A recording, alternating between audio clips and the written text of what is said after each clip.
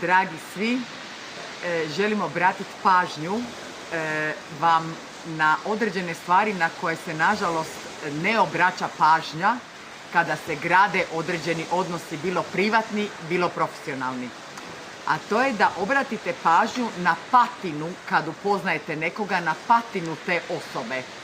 Kao što metali imaju patinu ili različiti drugi materijali, tako i osoba dobije patinu onoga što je mislila i djelovala od ranije, a vrlo često mi zanemarimo tu patinu koja nam stvara unutrašnji osjećaj kod nekog upoznajemo i damo se zavarati što riječima, što nekim izvanskim dojmom. Obratite pažnju na to što vam govori patina određene osobe o toj osobi.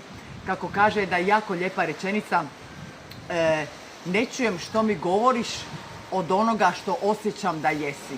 Obratite pažnju više na ono što osjećate da netko je dok govori, nego na riječi, odnosno ne dajte se zavarati riječima, odnosno to se mora poklapati. Riječi se moraju poklapati sa patinom osobe, a to su njeni othodani koraci kao i tekući koje hoda. Kad se to poklapa, onda rezonirate s tom osobom i onda joj poklonite povjerenje.